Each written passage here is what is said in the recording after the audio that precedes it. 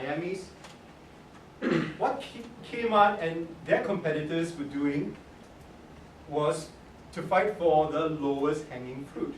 What Walmart did that was really insightful was, you know what? Let them take them. I will take all the small towns, 20,000 and below. So when you have a 20,000 population town and you pop a very nice 10,000 square feet supermarket, what happens? What happens? Well, straight away you put a mom and pop shop out of business, but your PR is in gear, you hire them to run your Walmart. And then, you know what? No one else can come into that town. And once you have this Walmart, 50 kilometers around, people will come to shop at your Walmart because it's cheaper. All right?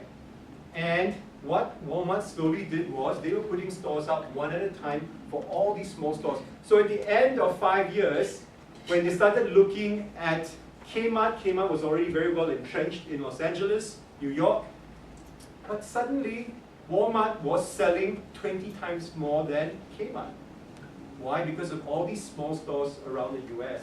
And through that volume, they now go back to the suppliers and says, well, you give me 10% cheaper than Kmart, or I will take my business somewhere else. And at that point in time, Procter & Gamble cannot say no to Walmart. So that was a little strategy. Again, it was a little bold insight, and that's what I want us to try to take away from this little thing. Having strategy is making a very clear choice based on an insight. Walmart's winning strategy was branded goods for a less carefully chosen customer base in small towns. Their competitors like Target were doing very well too, because their strategy then becomes more upmarket stuff. If you go to the US right now, you can buy an iPad 2 at Target, but not so much at Walmart. Target, a little bit more higher class, but same concept. The losers are companies like Kmart that is squeezed out between Target and Walmart. Strategy incoherent. We don't know what we're doing. All right? Clear choice, bold support for that choice. So this is where, very, very key point, strategy, the probability of success increases with innovation strategy of breaking the rules. All right? And that's something that most people don't think about, but you will realize when you break the rules, that's the highest chance of having a strategy to really give you the biggest results. Think of Federal Express. They broke the rules when they came up with the hub model for delivery. They were the ones that actually broke through the thinking that said, point to point, no, let's use the RIM method.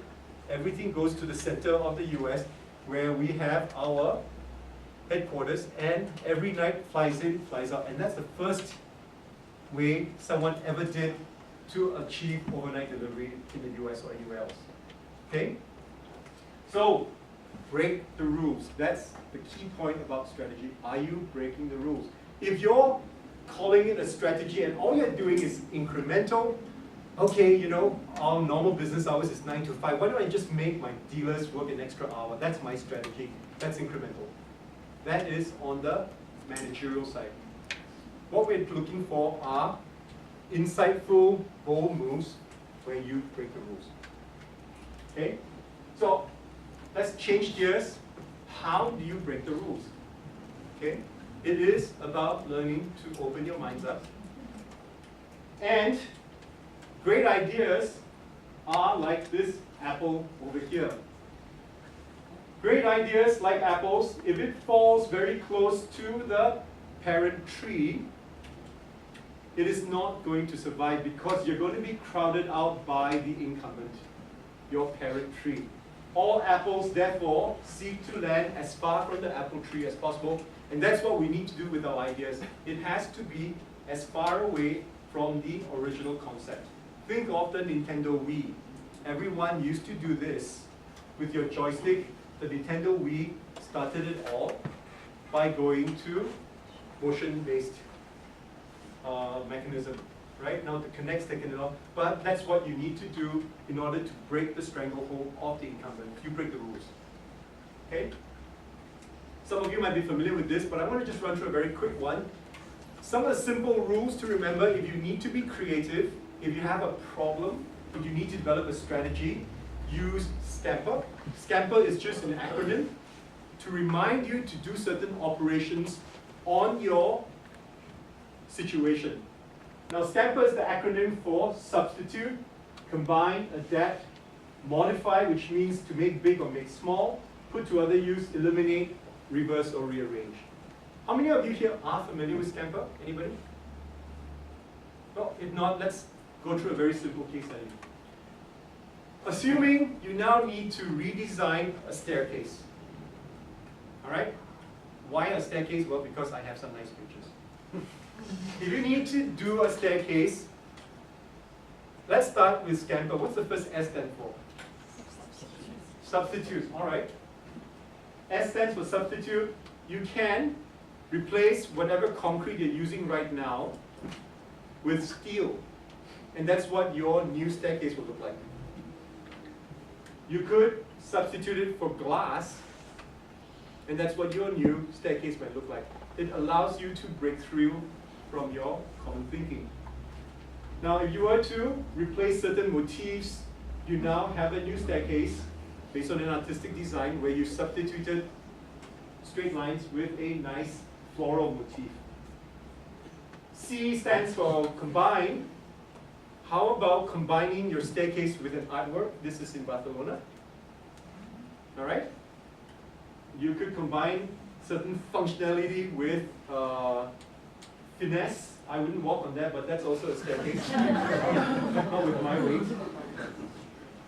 You can combine a staircase with shelving in a very traditional form like this. A stands for adapt.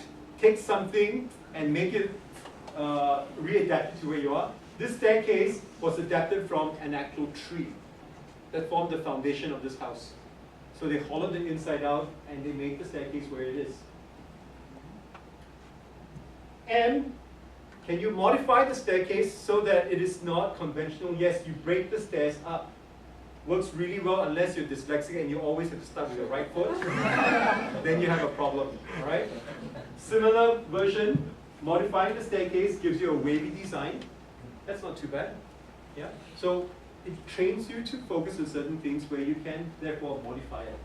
This one uses the a angled version for the staircase. That's also modifying the staircase. Now you can put it to other use again, real shelves that rolls out. Yeah. So straight away, this is again the application of Scamper. Put to other use. You have again a more traditional bookshelf system as you walk up and down this very narrow stairway. Eliminate. Why do you need handrails? After all, you're already well insured, so that works really well. You might have something classy like this too, you know, no handrails. So you eliminate handrails altogether.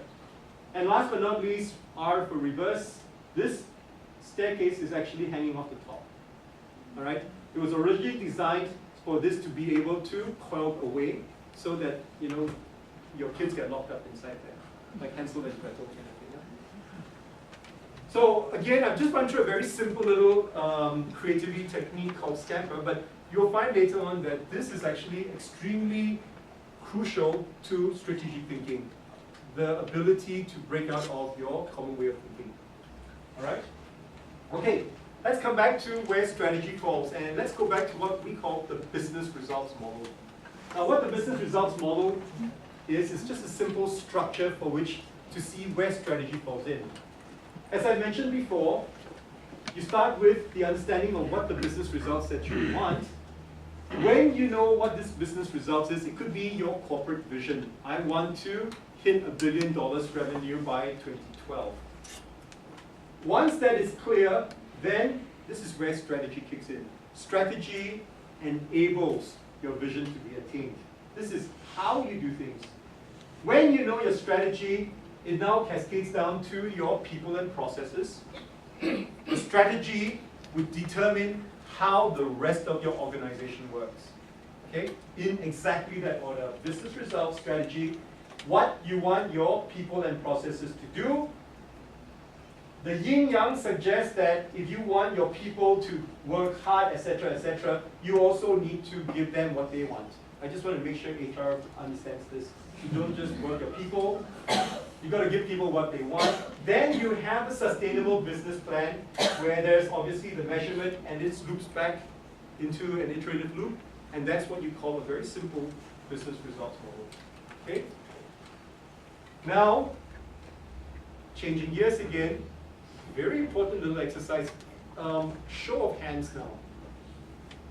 DBS, your company, what is the business result you're looking for? Show of hands, revenue.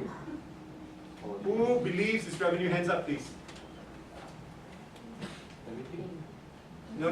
Choice. Revenue. How many of you say it's revenue? Hands up.